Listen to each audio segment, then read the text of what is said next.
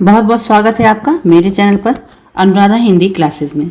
Channel पे नए हैं तो चैनल को जरूर सब्सक्राइब करें। आज हम पढ़ेंगे झारखंड पीजीटी हिंदी के सिलेबस में लगी हुई कहानी संग्रह मानसरोवर भाग 1, जो कि प्रेमचंद द्वारा रचित है। इनकी कहानियां लगभग संग्रह कुल 8 हैं, जिनको मानसरोवर भाग 1 से लेकर 8 तक विभाजित किया गया है। इस कहानी संग्रह में कुल 27 कहानियां हैं। तो पहले हम आपका परिचय इन कहानियों के संग्रह में संग्रहित सभी कहानियों से करवाते हैं। फिर हम पढ़ते हैं पहली कहानी अलगे ओझा। ठीक, चलिए देखते हैं इसमें। तो यहाँ पे देखिए आप, मानसरोवर भाग 1 में कुल लगभग 27 कहानियां हैं, जिन्हें हम प्रतिदिन पढ़ेंगे और पढ़कर पूरी कहानियों को समाप्त करेंगे। आज पहली कहानी हम पढ़ेंगे अलगे ओझा। बहुत ही प्रसिद्ध, बहुत ही यथार्थवादी कहानी है ये। इसका प्रकाशन वर्ष अगर मित्रों हम देखते हैं तो 1929 इसका प्रकाशन वर्ष है। इसे आप जरूर नोट कर लें। प्रश्न यहीं से बनते हैं कि प्रकाशन वर्ष क्या है। इन सभी कहानियों का प्रकाशन वर्ष मैं आपको प्रतिदिन क्लासों में बताती चलूंगी। तो इसका प्रकाशन वर्ष 1929 है। इस कहानी संग्रह की एक कहानी और पढ़ाई जा चुकी है, नशा कहानी। उसे आप प्लेलिस्ट में जाकर देख सकते हैं। और इस कहानी संग्रह में लगभग 27 कहानी को संग्रह है। तो चलिए पहले कहानी को हम देखते हैं। अलगे ओझा कहानी। दूसरी है ईदगाह, जो आपके यूजीसी नेट के सिलेबस में भी लगी हुई है। तीसरी कहानी है माँ। चौथी कहानी है बेटों वाली विधवा। पांचवी बड़े भाई साहब। शांति, नशा, स्वामिनी, ठाकुर का कुआं। बहुत ही बेहतरीन कहानी है ये। घर जमाई, पूस की रात, झांकी, गुल्ली डंडा, ज्योति, दिल की रानी, धिक्कार, कायर, शिकार, सुभागी। 20वीं कहानी है अनुभव। 21वीं है लांछन। 22वीं आपकी आखिरी हीला, तावान, घासवाली, गीला, रसिक, संपादक। आपकी लास्ट और लिस्ट कहानी है मनोवृत्ति। 27वीं कहानी। तो इस प्रकार से बनने वाले प्रश्न इसी में से आते हैं कि प्रेमचंद की मानसरोवर भाग 1 में कुल कितनी कहानियां हैं। तो कुल 27 कहानियां हैं और ये आपको याद रहनी चाहिए। तो आप एक नोट्स बनाएं जरूर। मानसरोवर भाग 1 करके एक नोट्स बनाएं, उसमें सभी कहानियों के पात्रों के परिचय से अवगत हों, लिखें उसे, उसके प्रकाशन वर्षों को लिखें। मैं प्रतिदिन कोशिश करूंगी कि सभी 27 कहानियों को आपको पढ़ा दूं। तो चलिए हम पढ़ते हैं अलगे ओझा कहानी। अगर इस कहानी संग्रह के भूमिका की बात करें तो इस भूमिका के लेखक स्वयं प्रेमचंद हैं। प्रश्न भूमिकाओं से भी बनते हैं। तो चलिए पढ़ते हैं। भोला महतो ने पहली स्त्री के मर जाने के बाद दूसरी सगाई की। तो यहाँ पहला ही पात्र है भोला महतो। तो उसके लड़के रघु के लिए बुरे दिन आ गए। रघु की उम्र उस समय केवल 10 वर्ष की थी। दूसरा पात्र आपका रघु है। चैन से गांव में गुल्ली डंडा खेलता फिरता था। माँ के आते ही चक्की में जुटना पड़ता। पन्ना रूपवती स्त्री है। तीसरा पात्र आपका यहीं पे है पन्ना, जो कि उसकी दूसरी पत्नी है और रूप और गर्व में चोली दामन का नाता है। वह अपने हाथों से कोई काम न करती। गोबर रघु निकालता, बैलों को सानी रघु देता। रघु ही झूठे बर्तन मांजता। भोला की कुछ आंखें हैं, जो आंखें कुछ ऐसी फिरी की उसे रघु में सब बुराइयां ही बुराइयां नजर आती। यहाँ पे सौतेली माँ की कार्यों का जिक्र किया गया है। पन्ना की बातों को वह प्राचीन मर्यादा अनुसार आंखें बंद करके मान लेता था। रघु की शिकायतों को जरा परवाह न करता। नतीजा यह हुआ कि रघु ने शिकायत करना ही छोड़ दिया। किसके सामने रोए? बाप ही नहीं, सारा गांव उसका दुश्मन था। बड़ा जिद्दी है लड़का। पन्ना को तो कुछ समझता ही नहीं। बेचारी उसका दुलार करती है, खिलाती पिलाती है। यह उसी का फल है। दूसरी औरत होती तो निबाह न होता। वह तो कहा पन्ना इतनी सीधी सादी है कि निबाह होता जाता। सबल की शिकायतें सब सुनते हैं, निर्बल की फरियाद कोई भी न सुनता।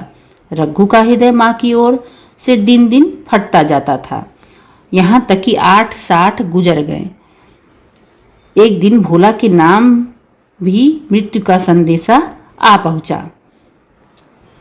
पन्ना के 4 बच्चे थे, 3 बेटे और 1 बेटी। तो यहाँ प्रश्न बनने वाले हैं कि पन्ना के कितने बच्चे थे। तो पन्ना के 4 बच्चे थे, 3 बेटे और 1 बेटी, इतना बड़ खर्च और कमाने वाला कोई भी नहीं। रघु अब क्यों बात पूछने लगा? यह मानी हुई बात थी। अपनी स्त्री लाएगा और अलग रहेगा। स्त्री आकर और भी आग लगाएगी। पन्ना को चारों ओर अंधेरा ही अंधेरा दिखाई देता था, पर कुछ भी हो वह रघु की आश्रय बनकर घर में रहेगी। जिस घर में उसने राज किया उसमें अब लौंडी ना बनेगी। जिस लौंडे को अपना गुलाम समझा उसका मुंह न ताकेगी। वह सुंदर थी, अवस्था अभी कुछ ऐसी ज्यादा न थी, जवानी अपनी पूरी बहार पर थी। क्या वह कोई दूसरा घर नहीं कर सकती? यह न होगा, लोग हंसेंगे बला से। उसकी बिरादरी में क्या ऐसा होता नहीं? ब्राह्मण ठाकुर ही थी कि नाक कट जाएगी। यह तो उन्हीं उच्च जातों में होता है कि घर में चाहे जो कुछ करो, बाहर पर्दा ढका करो। वह तो संसार को दिखाकर दूसरा घर कर सकती है। फिर वह रघु की दबैल बनकर क्यों रहे? भोला को मरे 1 महीना गुजर चुका था। संध्या हो गई थी। पन्ना इस चिंता में पड़ हुई थी कि सहसा उसे ख्याल आया, लड़के घर में नहीं है। यह बैलों के लौटने की बेला है। कहीं कोई लड़का उनके नीचे ना आ जाए। अब द्वार पर कौन है जो उनकी देखभाल करेगा? रघु को मेरे लड़के फूटी आंखों नहीं भाते, कभी हंसकर नहीं बोलता। घर से बाहर निकले तो देखा रघु सामने झोपड़े में बैठा ऊख की गडेरियां बना रहा है।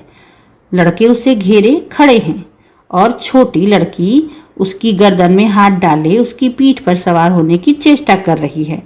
पन्ना को अपनी आंखों पर विश्वास न आया। आज तो यह नई बात है। शायद दुनिया को दिखाता है कि मैं अपने भाइयों को कितना चाहता हूँ। और मन में छुरी रखी हुई है, घात मिले तो जान ही ले ले। काला सांप, काला सांप। कठोर स्वर में बोली, तुम सबके सब यहाँ क्या करते हो? घर में आओ, साँझ की बेला है, गोरू आते होंगे। रघु ने विनीत नेत्रों से देखकर कहा, मैं तो हूँ ही काकी, डर किस बात का है? बड़ा लड़का केदार बोला। तो यहाँ पे देखिए आपका चौथा पात्र मिला है, बड़ा लड़का केदार। काकी, रघु दादा ने हमारे लिए 2 गाड़ियां बना दी हैं। यह देख, एक पर हम और खुन्नू बैठेंगे, दूसरी पर लक्ष्मण और झुनिया। दादा दोनों गाड़ियां खींचेंगे। तो सभी पात्रों के नाम आपको मिल गए यहाँ पर। खुन्नू, दूसरी पर लक्ष्मण और झुनिया, इस प्रकार से ये पात्र हैं आपके। यह कहकर वह एक कोने में छोटी छोटी गाड़ियां निकाल लाया। 4 पहिए लगे थे, बैठने के लिए तख्ते और रोक के लिए दोनों तरफ बाजू।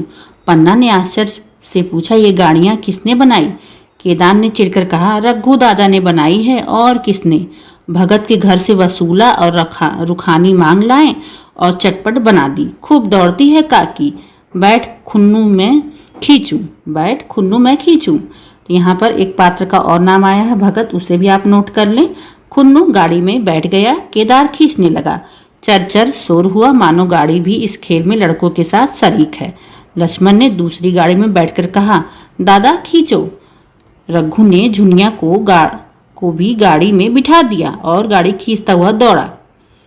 तीनों लड़के तालियां बजाने लगे। पन्ना चकित नेत्रों से यह दृश्य देख रही थी, सोच रही थी कि यह वही रघु है या कोई और। थोड़ी देर बाद दोनों गाड़ियां लौटी। लड़के घर में जाकर इस यात्रा के अनुभव बयान करने लगे। कितने खुश थे सब, मानो हवाई जहाज पर बैठ आए हों।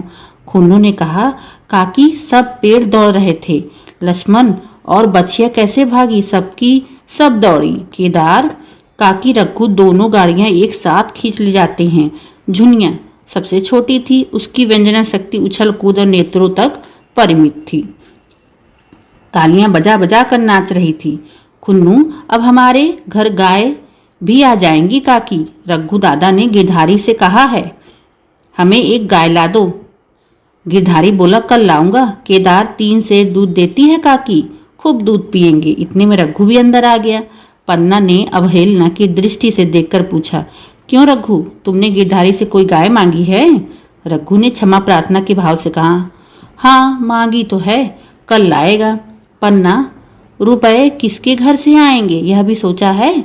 रघु, सब सोच लिया है काकी, मेरी यह मुहर नहीं है, इसके 25 रुपए मिल रहे हैं, 5 रुपए बछिया के मुजरा दे दूंगा, बस गाय अपनी हो जाएगी। तो यहाँ विशेष ध्यान देना है कि गाय कितने की है, तो 25 रुपए की गाय है।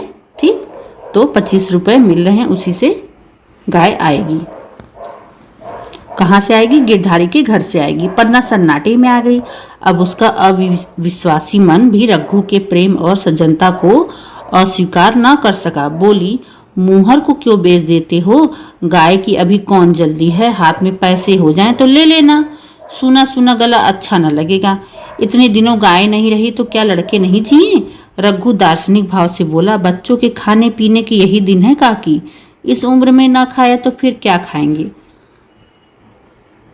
मुहर पहनना मुझे अच्छा भी नहीं मालूम होता।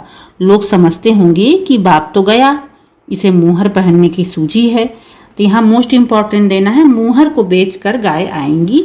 कितने रुपए में? 25 रुपए में। भोला महतो गाय की चिंता ही में चल बसे। न रुपए आए और न गाय मिली। मजबूर थे। रघु ने यह समस्या कितनी सुगमता से हल कर दी। आज जीवन में पहली बार पन्ना को रघु पर विश्वास आया। बोली, अब गहना ही बेचना है तो अपनी मुहर क्या बेचोगे? मेरी हसूली ले लेना। रघु, नहीं काकी, वह तुम्हारे गले में बहुत अच्छी लगती है। मर्दों का क्या, मुहर पहने या ना पहने। पन्ना, चल मैं बूढ़ी हुई, अब हसूली पहनकर क्या करना? तू अभी लड़का है, तेरा गला अच्छा न लगेगा। रघु मुस्कुराकर बोला, तुम अभी से कैसे बूढ़ी हो गई? गांव में है कौन तुम्हारे बराबर? रघु की सरल आलोचना से ने पन्ना को लज्जित कर दिया। उसके रूखे मुरझाए मुख पर प्रसन्नता की लाली दौड़ गई। 5 साल गुजर गए। रघु का सा मेहनती ईमानदार बात का धनी दूसरा किसान गांव में ना था। पन्ना की इच्छा के बिना कोई काम न करता। उसकी उम्र अब 23 साल की हो गई। पन्ना बार बार कहती, भैया बहू को विदा करा लाओ, कब तक नहर में पड़ी रहेगी? सब लोग मुझी को बदनाम करते हैं, यही बहू को नहीं आने देती। मगर रघु टाल देता, कहता कि अभी जल्दी क्या है, उसे अपनी स्त्री के रंग ढंग का कुछ परिचय दूसरों से मिल चुका था। ऐसी औरत को घर में लाकर वह अपनी शांति में बाधा नहीं डालना चाहता था। आखिर एक दिन पन्ना ने जीत करके कहा, तो तुम ना लाओगे? कह दिया कि अभी कोई जल्दी नहीं है। तुम्हारे लिए जल्दी ना होगी, मेरे लिए तो जल्दी है। मैं आज आदमी भेजती हूँ। पछताओगी काकी, उसका मिजाज अच्छा नहीं है तुम्हारी बला से। जब मैं उसे बोलूंगी ही नहीं तो क्या हवा से लड़ेगी? रोटियां तो बना लेगी, मुझसे भीतर बाहर का सारा काम नहीं होता। मैं आज तुम बुलाए लेती हूँ। बुलाना चाहती हूँ तो बुला लो, मगर फिर यह न कहना कि यह मेहरिया को ठीक नहीं करता, उसका गुलाम हो गया है। ना कहूँगी, ना कहूँगी। जाकर 2 साड़ियाँ और मिठाई ले आ। तीसरे दिन मुलिया मैके से आ गई। तो रघु की पत्नी का नाम क्या है? मुलिया। तो यहाँ पर तीसरे दिन मुलिया मैके से आ गई। दरवाजे पर नगाड़े बजे, सहनाइयों की मधुर ध्वनि आकाश में गूंजने लगी। मुंह दिखाई की रस्म अदा हुई। वह इस महरू भूमि में निर्मल जलधारा थी। गेहुआ रंग था, बड़ी बड़ी नोकीले पलके, कपोलों पर हल्की सूखी, आंखों में प्रबल आकर्षण। रघु उसे देखते ही मंत्रमुग्ध हो गया।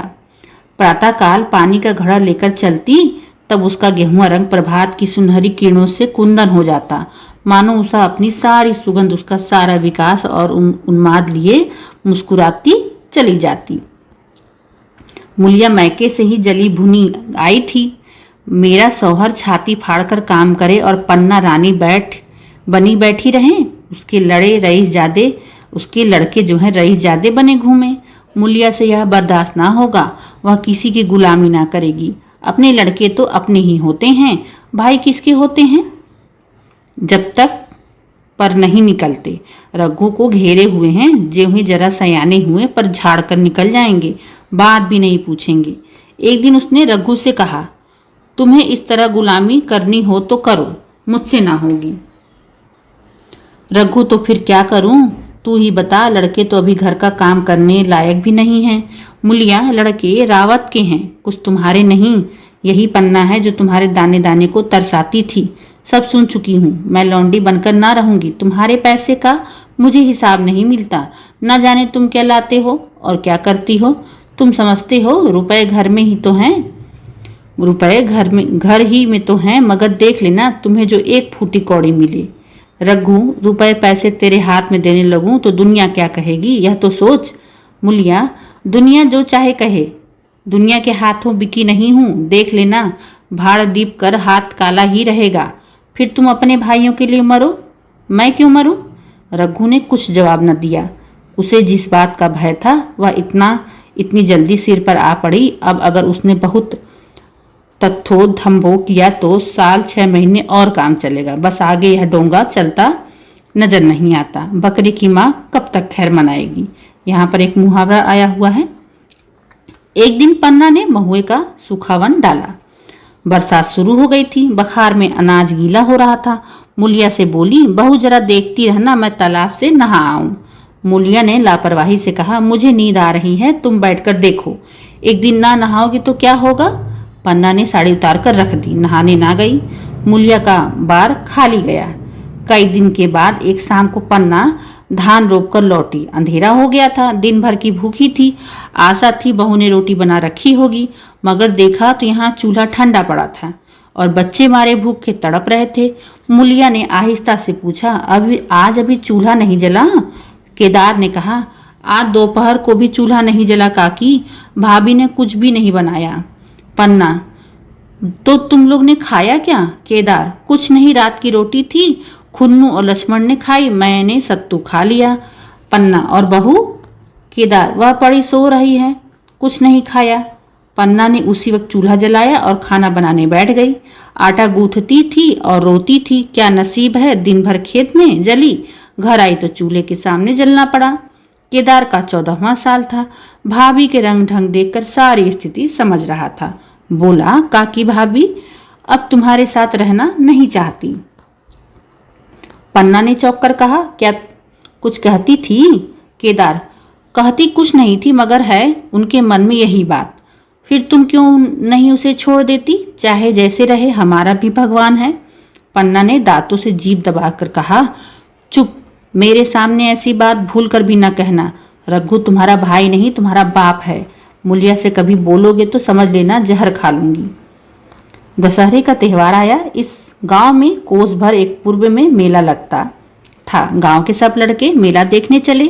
पन्ना भी लड़कों के साथ चलने को तैयार हुई, मगर पैसे कहाँ से आए? कुंजी तो मूलिया के पास थी। रघु ने आकर मूलिया से कहा, लड़के मेले जा रहे हैं, सबों को पैसे दे दो, 2-2 पैसे दे दो। मूलिया ने त्योरी चढ़ाकर कहा, पैसे घर में नहीं हैं। रघु, अभी तो तिलहन बिका था, क्या इतनी जल्दी रुपए उठ गए? मूलिया, हाँ उठ गए। रघु, कहाँ उठ गए, जरा सुनो, आज त्योहार के दिन लड़के मेला देखने न जाएं। मूलिया, अपनी काकी से कहो पैसे निकाले, गाड़कर क्या करेगी? खूटी पर कुंजी लटक रही थी। रघु ने कुंजी उतारी और चाहा कि संदूक खोले। मूलिया ने हाथ पकड़कर कहा और बोली, कुंजी मुझे दे दो, नहीं तो ठीक ना होगा। खाने पहनने को भी चाहिए, कागज किताब को भी चाहिए, उस पर मेला देखने को भी चाहिए, और हमारी कमाई इसलिए नहीं कि दूसरे खाएं और मूंछों पर ताव दें।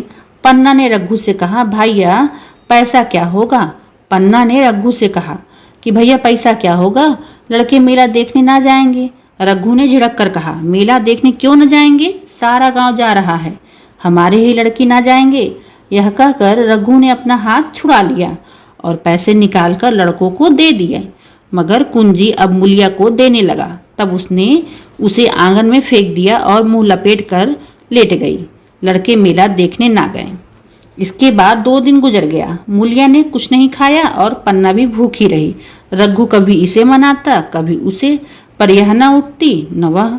आखिर रघु ने हैरान होकर मूलिया से पूछा, कुछ मुंह से तो कह, चाहती क्या है? मूलिया ने धरती को संबोधित करते हुए कहा, मैं कुछ नहीं चाहती, मुझे मेरे घर पहुंचा दो। रघु, अच्छा उठ, बना खा, पहुंचा दूंगा। मूलिया ने रघु की ओर आंखें उठाई। रघु उसकी सूरत देखकर डर गया। वह माधुर्य, वह मोहकता, वह लावण्य गायब हो गया था। दांत निकल आए थे, आंखें फट गई थी और नथुने फड़क रहे थे। अंगारे किसी लाल आंखें से देखकर बोली, अच्छा तो काकी ने यह सलाह दी है या मंत्र पढ़ाया है, तो यहाँ ऐसे कच्चे नहीं हूं, तुम दोनों की छाती पर मूंग दलूंगी। हो किस फेर में? रघु, अच्छा तो मूंग ही दल लेना, कुछ खा पी लेगी तभी तो मूंग दल सकेगी। मूलिया, अब तो तभी मुंह में पानी डालूंगी जब घर अलग हो जाएगा। बहुत झेल चुकी, अब नहीं झेला जाता। रघु सन्नाटे में आ गया। एक दिन तक उसके मुंह से आवाज नहीं आई, आवाज नहीं निकली। अलग होने की उसने स्वप्न में भी कल्पना न की थी। उसने गांव में 2-4 परिवारों को अलग होते देखा था। वह खूब जानता था रोटी के साथ लोगों के हृदय भी अलग हो जाते हैं, अपने हमेशा के लिए गैर हो जाते हैं। फिर उनमें वही नाता रह जाता है जो गांव के आदमियों में। रघु ने मन में ठान लिया था कि इस विपत्ति को घर में ना आने दूंगा, मगर होनहार के सामने उसकी एक न चली। आह, मेरे मुंह में कालिख लगेगी। दुनिया यही कहेगी बाप के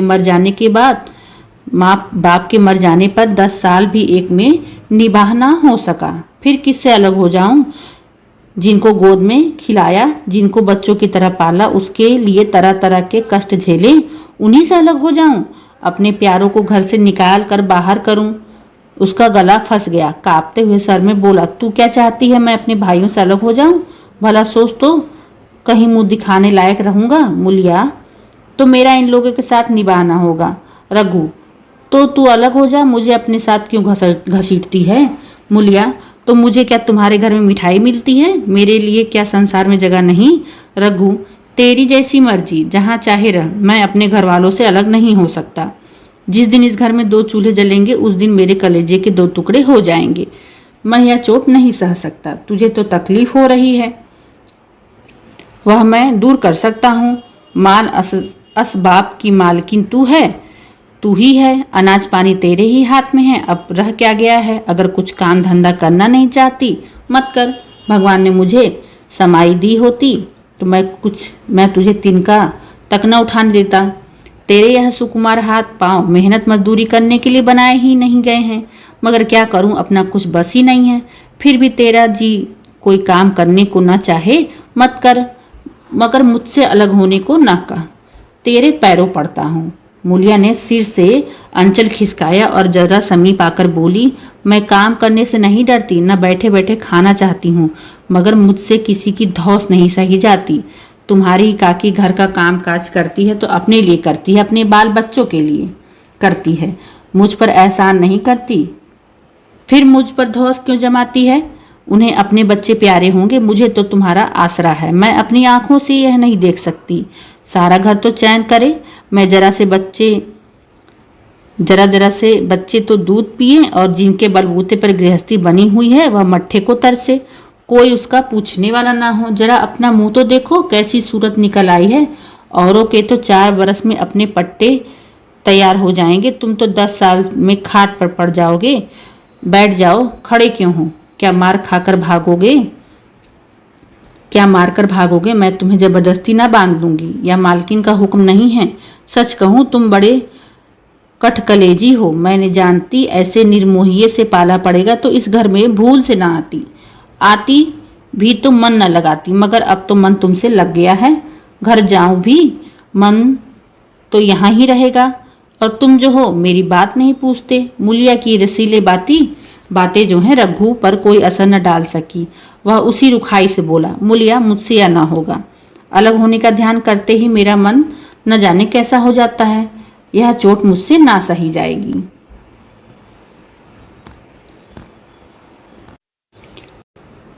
मूलिया ने परिहास करके कहा, तो चूड़ियां पहनकर अंदर बैठो, न लाओ, मैं मुझे लगा लूं। मैं तो समझती थी कि तुमने भी कुछ कलबल है। अब देखती हूं तो निरे मिट्टी के लौदे हो। पन्ना दलान में खड़ी दोनों की बातचीत सुन रही थी। अब उससे ना रहा गया। सामने आकर रघु से बोली, जब वह अलग होने पर तुली हुई है तो फिर तुम क्यों उसे जबरदस्ती मिलाए रखना चाहते हो? तुम उसे लेकर रहो, हमारे भगवान मालिक हैं। अब हतो मर गए थे और कहीं पत्तों की छां न थी। जब उस वक्त भगवान ने निभाह दिया तो अब क्या डर? अब तो भगवान की दया से तीनों लड़के सयाने हो गए हैं, अब कोई चिंता नहीं। रघु ने आंसू भरी आंखों से पन्ना को देखकर कहा, काकी, तू भी पागल हो गई है क्या? जानती नहीं 2 रोटियां होते ही 2 मन हो जाते हैं? पन्ना, जब अब मानती ही नहीं तो तब तुम क्या करोगे? भगवान की मर्जी होगी तो कोई क्या करेगा? परालब्ध में जितने दिन एक साथ रहना लिखा था उतने दिन रहे। अब उसकी यही मर्जी। तो यही सही, तुमने मेरे बाल बच्चों के लिए जो किया बहुत किया, भूल नहीं सकती। तुमने इनके सिर पर हाथ न रखा होता तो आज इनकी न जाने क्या गति होती, न जाने किसके द्वार पर ठोकरे खाते होते, न जाने कहां कहां भीख मांगते फिरते। तुम्हारा जस मरते दम तक गाऊंगी।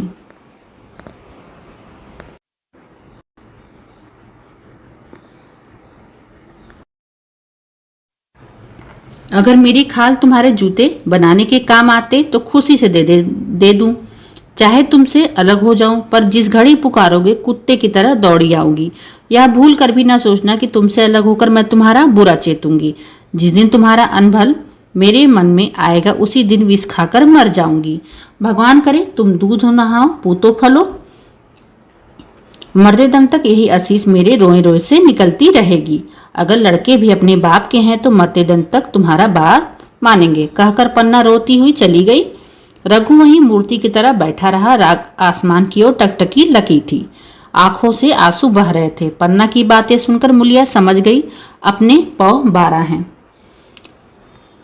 चटपट उठी, घर में झाड़ू लगाई, चूल्हा जलाया, कुएं से पानी लाने चली गई। उसकी टेक पूरी हो गई थी। गांव में स्त्रियों के 2 दल होते हैं, एक बहुओं का, दूसरा सासों का। बहुएं सलाह और सहानुभूति के लिए अपने दल में जाती हैं, सासें अपने में। दोनों की पंचायतें अलग अलग होती हैं। मुलिया को कुएं में 2-3 बहुएं मिल गईं। एक से पूछा, आज तो तुम्हारी बुढ़िया बहुत रोध हो रही है। मुलिया ने विजय के गर्व से कहा, इतने दिनों से घर की मालकिन बनी हुई थी, राजपाट छोड़ते किसे अच्छा लगता है। बहन, मैं उनका बुरा नहीं चाहती, लेकिन एक आदमी की कमाई में कहां तक बरकत रहेगी। मेरे भी तो खाने पीने पहनने ओढ़ने के दिन हैं। अभी उनके पीछे मरो, फिर बाल बच्चे हो जाएं तो उनके पीछे मरो, सारी जिंदगी रोते ही कट जाएगी। एक बहू बुढ़िया यही चाहती है, यह सब जन्म भर लौंडी बनी रहे, मोटा झोटा खाएं और पड़ी रहें।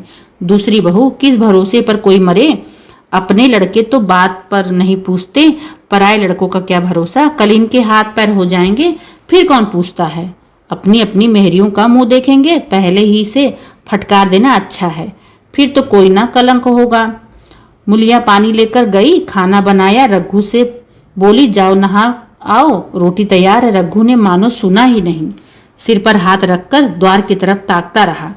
मुलिया, क्या कहती हो, कुछ सुनाई नहीं देता। रोटी तैयार है, जाओ नहा लो। रघु, सुन तो रहा हूं, क्या बह रहा हूं, रोटी तैयार है तो जाकर खा ले, मुझे भूख नहीं है। मुलिया ने फिर नहीं कहा, जाकर चूल्हा बुझा दिया, रोटियां उठाकर छीके पर रख दी और मुंह उठाकर लेट रही। जरा देर में पन्ना आकर बोली, खाना तैयार है, नहा धोकर खा लो, बहू भी भूखी होगी। रघु ने झुंझला कर कहा, काकी तू घर में रहने देगी कि मुंह में कालिश लगाकर कहीं निकल जाऊं। खाना तो खाना ही है, आज ना खाऊंगा कल खाऊंगा, लेकिन मुझसे ना खाया जाएगा। केदार क्या अभी मदरसे से नहीं आया। पन्ना, अभी तो नहीं आया, आता ही होगा। पन्ना समझ गई, अब जब तक वह खाना बनाकर लड़कों को ना खिलाएगी, खुद ना खाएगी, रघु ना खाएगा।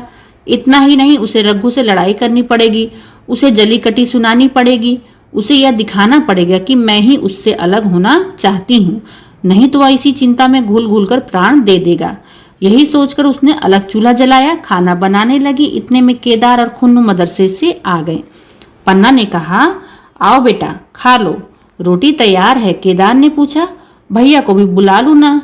पन्ना, तुम आकर खा लो, उसकी रोटी बहू ने अलग बनाई है। खुन्नू, जाकर भैया से पूछना आऊं। पन्ना, जब उनका जी चाहेगा खाएंगे, तू बैठकर खा, तुझे इन बातों से क्या मतलब। जिसका जी चाहेगा खाएगा, जिसका जी ना चाहेगा ना खाएगा। जब वह और उसकी बीवी अलग रहने पर तुले हैं तो कौन मनाए। केदार की तो क्यों अम्मा जी, क्या हम अलग घर में रहेंगे। पन्ना, उनका जी चाहे एक घर में रहे, जी चाहे आंगन में दीवार डाल दें। खुन्नू ने दरवाजे पर आकर झांका, सामने फूस की झोपड़ी थी, वहीं खाट पर पड़ा रघु नारियल पी रहा था। खुन्नू, भैया तो अभी नारियल लिए बैठे हैं, जब जी चाहेगा खाएंगे। केदार, भैया ने भाभी को डांटा नहीं। मुलिया अपनी कोठरी में पड़ी सुन रही थी, बाहर आकर बोली, भैया ने तो नहीं डांटा, अब तुम आकर डांटो। केदार के कहने पर केदार के चेहरे पर रंग उड़ गया। फिर जबान न खोली। तीनों लड़कों ने खाना खाया और बाहर निकले। लू चलने लगी थी। आम के बाग में गांव के लड़के लड़कियां हवा से गिरे हुए आम चुन रहे थे। केदार ने कहा, आज हम भी आम चुनने चलें, खूब आम गिरे हैं। खुन्नू, दादा जो बैठे हैं। लक्ष्मण, मैं न जाऊंगा, दादा घुड़केंगे। केदार, वह तो अब अलग हो गए हैं। लक्ष्मण, तो अब हमको क्यों कोई मारेगा? तब भी तो दादा ना बोलेंगे। केदार, वह तब क्यों ना बोलेंगे? रघु ने तीनों लड़कों को दरवाजे पर खड़े होकर देखा पर कुछ बोला नहीं। पहले तो वह घर के बाहर निकलते उन्हें डांट बैठता था, पर आज वह मूर्ति के समान निश्चल बैठा रहा। अब लड़कों को कुछ साहस हुआ। कुछ दूर और आगे बढ़े। रघु अब भी ना बोला। कैसे बोले वह सोच रहा था। काकी ने लड़कों को खिला पिला दिया, मुझसे पूछा तक नहीं। क्या उसकी आंखों पर भी पर्दा पड़ गया है? अगर मैंने लड़कों को पुकारा और ना आए तो मैं उनको मार पीट तो ना सकूंगा। लू में सब मारे मारे फिरेंगे, कहीं बीमार न पड़ जाएं। उसका दिल महसूस कर रह जाता था, लेकिन मुंह से कुछ न कह सकता था। लड़कों ने देखा कि यह बिल्कुल नहीं बोलते तो निर्भय होकर चल पड़े। सहसा मूलिया ने आकर कहा, अब तो उठोगे कि अब भी नहीं? जिनके नाम पर फाका कर रहे हो, उन्होंने मज्जों से लड़कों को खिलाया और आप खाया, अब आराम से सो रही हैं। मोर पिया, बात न पूछे, मोर सुहागिन नाव। एक बार भी तो मुंह से ना फूटा कि चलो भैया खा लो। रघु को इस समय मर्मांतक पीड़ा हो रही थी। मूलिया के इन कठोर शब्दों ने घाव पर नमक छिड़क दिया। दुखित नेत्रों से देखकर बोला, तेरी जो मर्जी थी वही तो हुआ, अब जा ढोल बजा। मूलिया, नहीं, तुम्हारे लिए ही थाली परोसे बैठी है। रघु, मुझे चिढ़ा मत, तेरे पीछे मैं भी बदनाम हो रहा हूं। जब तू किसी की होकर नहीं रहना चाहती तो दूसरे को क्या गरज है? जो मेरी खुशामत करे जाकर काकी से पूछ। लड़के आम चुनने गए हैं, उन्हें पकड़ लाऊं? मूलिया अंगूठा दिखाकर बोली, वह जाता है, तुम 100 बार गरज हो जाकर पूछो। इतने में पन्ना भी भीतर से निकल आई। रघु ने पूछा, लड़के बगीचे में चले गए हैं काकी, लू चल रही है। पन्ना, अब उनका कौन 75 है? बगीचे में जाएं, पेड़ पर चढ़ें, पानी में डूबें, मैं अकेली क्या करूं? रघु, जाकर पकड़ लाऊं? पन्ना, जब तुम्हें अपने मन से नहीं जाना है तो फिर मैं जाने को क्यों कहूं? तुम्हें रोकना होता तो रोक न देते, तुम्हारे सामने ही तो गए हैं। पन्ना की बात पूरी भी ना हुई। रघु ने नारियल कोने में रख दिया और बाग की तरफ चला। रघु लड़कों को लेकर बाग से लौटा तो देखा मूलिया अभी तक झोपड़े में खड़ी है। बोला, तू जाकर खा क्यों नहीं लेती? मुझसे तो इस बेला भूख नहीं है। मूलिया ऐठ कर बोली, हाँ भूख क्यों लगेगी, भाइयों ने खाया वह तुम्हारे पेट में पहुंच ही गया होगा। रघु ने दांत पीस कर कहा, मुझे जला मत मूलिया, नहीं अच्छा ना होगा। खाना कहीं भागा नहीं जाता, एक बेला ना खाऊंगा तो मर न जाऊंगा। क्या तू समझती घर में कोई आज बात हो गई है? तूने घर में चूल्हा नहीं जलाया, मेरे कलेजे में आग लगाई है। मुझे घमंड था कि चाहे कुछ हो जाए पर मेरे घर में फूट का रोग ना आने पाएगा, पर तूने घमंड चूर कर दिया। परालब्ध की बात है। मूलिया तिनक कर बोली, सारा मोह छोह तुम्ही को है और किसी को नहीं। मैं तो किसी को तुम्हारी तरह भी सूरते नहीं देखती। रघु ने ठंडी सांस खींचकर कहा, मूलिया, घाव पर नोन न छिड़क, तेरे ही कारण मेरी पीठ में धूल लग रही है। मुझे इस गृहस्थी का मोह ना होगा तो किसे होगा? मैंने ही तो इसे मर मर जोड़ा, जिनको गोद में खिलाया वही सब मेरे अब पट्टीदार होंगे। जिन बच्चों को मैं डांटता था आज उन्हीं कड़ी आंखों से भी नहीं देख सकता। मैं उनके भले के लिए कोई बात करूं तो दुनिया यही कहेगी, यह अपने भाइयों को लूट लेता है। जो मुझे छोड़ दे, मुझे अभी कुछ ना खाया जाएगा। मूलिया, मैं कसम रखा दूंगी, नहीं चुपके से चलो। रघु, देख अब भी कुछ नहीं बिगड़ा, अभी हट छोड़ दे। मूलिया, हमारा ही लहू पिए जो खाने ना उठे। रघु ने कानों पे हाथ रख के कहा, या तूने क्या किया? मूलिया, मैं तो उठ नहीं रहा था, चल खा लूं। नहाने धोने कौन जाए, लेकिन इतनी कह देता हूँ, चाहे 4 की जगह 6 रोटियां खा जाऊं, चाहे तू मुझे घी के मटके ही में डुबो दे, पर यह दाग मेरे दिल से ना मिटेगा। मूलिया, दाग साग सब मिट जाएगा, पहले सबको ऐसा ही लगता है, देखते नहीं हो उधर कैसी चैन की बंसी बज रही है। वह तो मना ही रही थी किसी तरह सब अलग हो जाएं। अब वह पहले किसी चांदी तो नहीं जो कुछ घर में आवे सब गायब। अब क्यों हमारे साथ रहने लगी? रघु ने आहा स्वर में कहा, इसी बात का तो मुझे गम है कि काकी से मुझे ऐसी आशा ना थी। रघु खाने बैठा तो कौर विष के घूंट सा लगता, जान पड़ता था रोटियां भूसी की हैं। दाल पानी सी लगती, पानी कंठ के नीचे न उतरता। दूध की तरफ देखा तक नहीं, 2-4 ग्रास खाकर उठाया, जैसे किसी प्रियजन के श्राद्ध का भोजन हो। रात का भोजन भी उसने इसी तरह किया। भोजन क्या किया, कसम पूरी की। रात भर उसका चित्त उद्विग्न रहा। एक अज्ञात शंका उसके मन में छाई हुई थी, जैसे भोला महतो द्वार पर बैठा रो रहा हो। वह कई बार चौंक कर उठा। उसे ऐसा जान पड़ा भोला उसकी ओर तिरस्कार की आंखों से देख रहा है। वह दोनों जून भोजन करता पर जैसे शत्रु के घर भोला की शोकमग्न मूर्ति आंखों से न उतरती थी। रात को उसे नींद न आती। वह गांव से निकलता तो उसे इस तरह मुंह चुराए, सिर झुकाए, मानो गो हत्या की हो। 5 साल गुजर गए। रघु अब 2 लड़कों का बाप था। आंगन में दीवार खींच गई थी, खेतों में मेड़े डाल दी गई थी, बैल बच्चियां बांट लिए गए थे। केदार की उम्र अब 19 की हो गई थी। उसने पढ़ना छोड़ दिया था। खेती का काम करता था, खुन्नू गाय चराता था। केवल लक्ष्मण अब तक मदरसे जाता था। पन्ना और मुलिया दोनों एक दूसरे की सूरत से जलती थी। मुलिया के दोनों लड़के बहुधा पन्ना के ही पास रहते थे। उन्हें उपटन मलती, वही काजल लगाती, वही गोद में लिए फिरती, मगर मुलिया के मुंह से अनुग्रह का एक शब्द भी न निकलता। न पन्ना ही उसकी इच्छुक थी। वह जो कुछ करती निर्ब्याज भाव से करती थी। उसके 2 लड़के अब कमाऊ हो गए थे। लड़की खाना पका लेती थी, वह खुद ऊपर का काम काज कर लेती थी। इसके विरुद्ध रघु अपने घर का अकेला था। वह अभी दुर्बल, अशक्त और जवानी में बूढ़ा। अभी आयु 30 वर्ष से अधिक न थी, लेकिन बाल खिचड़ी हो गए थे। कमर भी झुक चली थी। खांसी ने जीड़ कर रखा था। देखकर दया आती थी।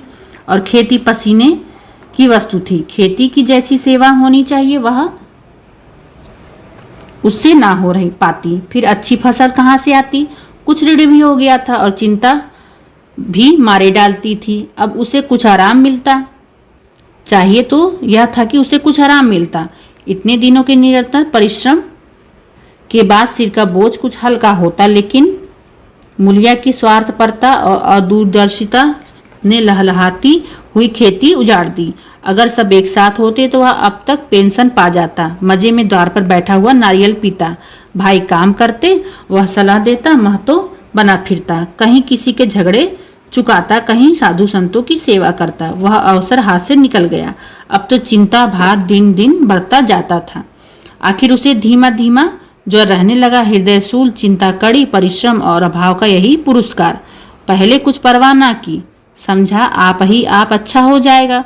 मगर कमजोरी बढ़ने लगी तो दवा की फिक्र हुई। जिसने जो बता दिया खा लिया। डॉक्टरों और वैद्यों के पास जाने की सामर्थ्य कहाँ, और सामर्थ्य होती भी तो रुपए खर्च कर देने के सिवा नतीजा ही क्या था? जीर्ण ज्वर की औषधि आराम और पुष्टिकारक भोजन है। न वह बसंत मालती का भोजन सेवन कर सकता था और न आराम से बैठकर बलवर्धक भोजन कर सकता था। कमजोरी बढ़ती गई। पन्ना को अवसर मिलता तो वह आकर उसे तसल्ली देती, लेकिन उसके लड़के अब रघु से भी बात न करते। दवा दारू तो क्या करते, उसका और मजाक उड़ाते। भैया समझते थे कि हम लोगों से अलग होकर सोने और ईंट रख लेंगे। भाभी भी समझती थी सोने से लज जाऊंगी। अब देखें कौन पूछता है। सिसक सिसक कर न मरे तो कह देना। बहुत हाय हाय अभी भी अच्छी नहीं होती। आदमी उतना काम करे जितना हो सके, यह नहीं कि रुपये के लिए जान दे दे। पन्ना कहती, रघु बेचारे का कौन दोष है? केदार कहता, चल मैं खूब समझता हूँ। भैया की जगह मैं होता तो डंडे से बात करता। मजाक थी कि औरत यूं जिद करती, और यह सब भैया की चाल थी। सब सधी बधी बात थी। आखिर एक दिन रघु का टिमटिमाता हुआ जीवन दीपक बुझ गया। मौत ने सारी चिंताओं का अंत कर दिया। तो यहाँ पर रघु की मृत्यु हो गई 30 वर्ष की अवस्था में, और उसके 2 पुत्र थे। अंत समय उसने केदार को बुलाया, पर केदार को ऊख में पानी देना था।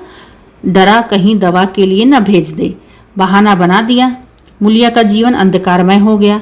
जिस भूमि पर उसने मंसूबे की दीवार खड़ा की थी वह नीचे से खिसक गई थी।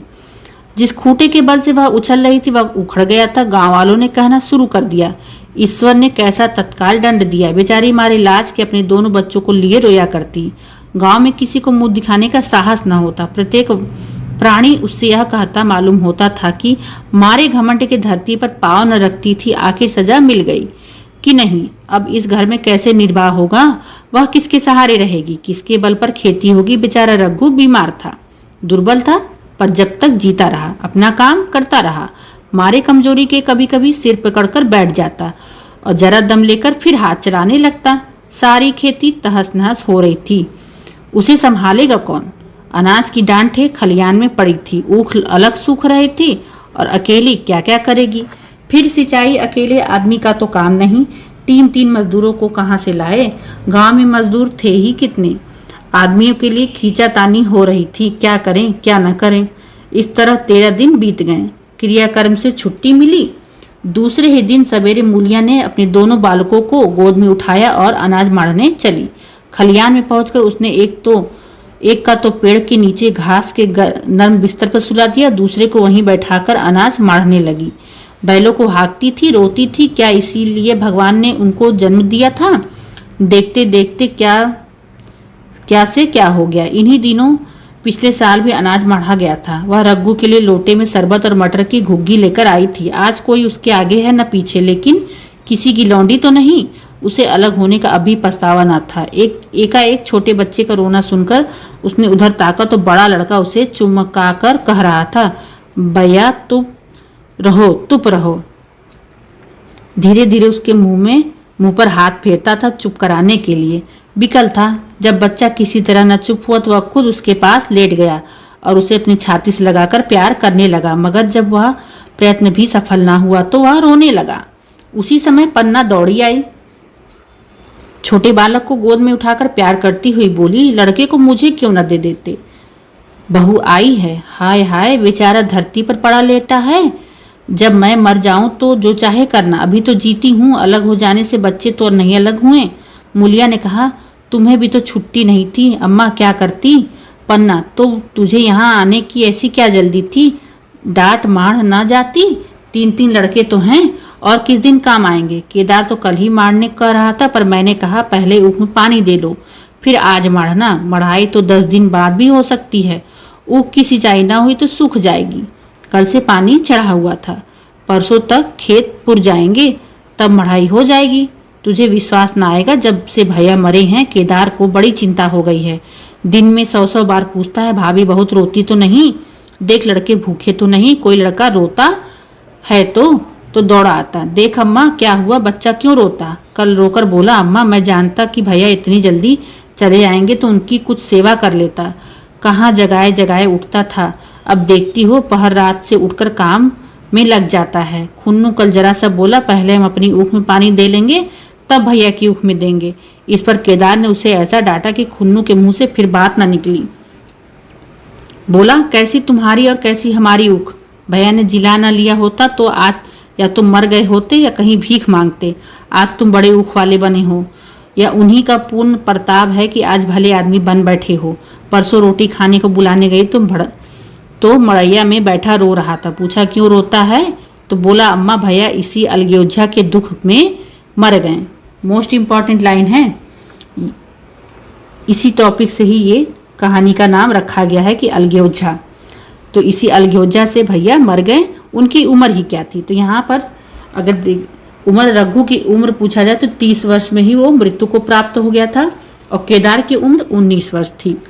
यह कहकर पन्ना ने मूलिया की ओर संकेतपूर्ण दृष्टि से देखकर कहा, तुम्हें वह अलग न रहने देगा। बहू कहता है भैया हमारे लिए मर गए तो हम भी उनके बाल बच्चों के लिए मर जाएंगे। मूलिया की आंखों में आंसू जारी थे। पन्ना की बातों में आज सच्ची वेदना, सच्ची संतावना, सच्ची चिंता भरी हुई थी। मूलिया का मन कभी उसकी ओर इतना आकर्षित न हुआ था जिनसे उसे व्यंग और प्रतिकार का भय था। वे इतने दयालु, इतने शुभेच्छु हो गए थे। आज पहली बार उसे अपनी स्वार्थपरता पर लज्जा आई। पहली बार आत्मा ने अलगयोझो पर धिक्कारा। इस घटना को हुए 5 साल गुजर गए। पन्ना आज बूढ़ी हो गई थी। केदार घर का मालिक है, मूलिया घर की मालकिन है। खुन्नू और लक्ष्मण के विवाह हो चुके थे, मगर केदार अभी तक कुंवारा था। कहता है मैं विवाह ना करूंगा, कई जगहों से बातचीत हुई, कई सगाइयां आई, पर उसे अभी हामी ना भरी। पन्ना ने कंपे लगाए, जाल फैलाए, पर वह ना फंसा। कहता, औरतों से कौन सुख। मेहरिया घर में आई और आदमी का मिजाज बदला। फिर जो कुछ है वह मेहरिया है। माँ बाप भाई बंधु सब पर आए हैं। जब भैया जैसे आदमी का मिजाज बदल गया तो फिर दूसरों की क्या गिनती। 2 लड़के भगवान के दिए हैं, और क्या चाहिए। बिना ब्याह किए 2 बेटे मिल गए, इससे बढ़कर और क्या होगा। जिसे अपना समझो वो अपना है, जिसे गैर समझो वो गैर है। एक दिन पन्ना ने कहा, तेरा वंश कैसे चलेगा केदार, मेरा वंश तो चल रहा है। दोनों लड़कों को तो अपना ही समझता हूँ। पन्ना, समझने ही पर तो तुम मूलिया को भी अपनी मेहरिया समझता होगा। केदार ने जीतते हुए कहा, तुम तो गाली देती हो अम्मा। पन्ना, गाली कैसी, तेरी भाभी ही तो है। केदार, मेरे जैसे लंठ गवार को वो क्यों पूछने लगी। पन्ना, तू करने को कह तो मैं उससे पूछूं। केदार, नहीं मेरी अम्मा, कहीं रोने गाने न लगे। पन्ना, तेरा मन हो तो मैं बातों बातों में उसके मन की थाह लूं। केदार, मैं नहीं जानता, जो चाहे कर। पन्ना केदार के मन की बात समझ गई। लड़के का दिल मूलिया पर आया हुआ था और संकोच और भय के मारे कुछ नहीं कहता। उसी दिन उसने मूलिया से कहा, क्या करूं बहू, मन की लालसा मन में ही रह जाती है। केदार का घर भी बस जाता तो मैं निश्चिंत हो जाती। मूलिया, वह तो करने को ही नहीं कहते। पन्ना, कहता है ऐसी औरत मिले जो घर में मेल से रहे तो कर लूं। मूलिया, ऐसी औरत कहाँ मिलेगी, कहीं ढूंढो। पन्ना, मैं तो ढूंढ लिया है, मैंने तो ढूंढ लिया है। मूलिया, सच, किस गांव की है। पन्ना, अभी ना बताऊंगी। मुद्दा यह जानती है कि उसे केदार की सगाई हो जाए तो घर बन जाए और केदार की जिंदगी भी सफल हो जाए। न जाने लड़की मानेगी कि नहीं। मूलिया, मानेगी क्यों नहीं अम्मा, ऐसा सुंदर कमाऊ सुशील वर कहाँ मिल जाता। उसे जन्म का कोई साधु महात्मा है, नहीं तो लड़ाई झगड़े के डर से कौन बिन ब्याहे रहता। कहाँ रहती है, मैं जाकर उसे मना लाऊंगी। पन्ना, तू चाहे तो उसे मना ले, तेरे ही ऊपर है। मूलिया, मैं आज ही चली जाऊंगी अम्मा, उसके पैरों को पकड़कर पैरों पे पड़कर मना लाऊंगी। पन्ना, बता दूं वह तू ही है। मूलिया लजाकर बोली, तुम तो अम्मा जी गाली देती हो। पन्ना, गाली कैसी, देवर ही तो है। मूलिया, मुझ जैसी बुढ़िया को वो क्या पूछेगा। पन्ना, वह तुझी पर दांत लगाए बैठा है, तेरे सिवा कोई और उसे भाती ही नहीं। डर के मारे कहता नहीं, पर उसके मन की बात मैं जानती हूँ। वैधव्य के शोक से मुरझाया हुआ मूलिया का पीत बदन कमल की भांति अरूढ़ हो उठा। 10 वर्षों में जो कुछ खोया था वह इसी एक क्षण में मानो ब्याज के साथ मिल गया। वही लावण्य, वही विकास, वही आकर्षण, वही सोच और वही लोच। बहुत ही बेहतरीन कहानी प्रेमचंद की अलगोजा। तो आपने देखा इस प्रकार से इसके पात्रों को, इसके प्रमुख पात्रों में अगर देखा जाए तो भोला महतो था, पन्ना थी, पन्ना के 4 बच्चे थे, 3 लड़के और 1 लड़की, केदार, खुन्नू, लक्ष्मण और झुनिया। रघु 10 वर्ष का था, उसकी पहली पत्नी का लड़का था। रघु की पत्नी मूलिया थी, उसके 2 बच्चे थे। रघु की मृत्यु 30 वर्ष में हो गई, उसका विवाह 23 वर्ष में हुआ था और वह पन्ना के बच्चों को जरा सा भी पसंद नहीं करती थी। फिर रघु की मृत्यु 30 वर्ष में हुई थी और अंत में मूलिया वैधव्य हो जाती है, अर्थात विधवा हो जाती है और वह उसका विवाह 19 वर्ष की अवस्था में, अर्थात उसका विवाह केदार से होता है। इस प्रकार से देखा जाए यथार्थवाद की कहानी और आदर्शोन्मुख कहानी प्रेमचंद ने प्रस्तुत की। मिलते हैं नेक्स्ट वीडियो में, नेक्स्ट क्लास में मानसरोवर भाग 1 की दूसरी कहानी से। तब तक आप अपने अध्ययन को जारी रखें और अगर आप झारखंड पीजीटी की तैयारी कर रहे हैं तो चैनल को जरूर सब्सक्राइब करें। चैनल पर नए हैं तो चैनल को जरूर सब्सक्राइब करें। धन्यवाद।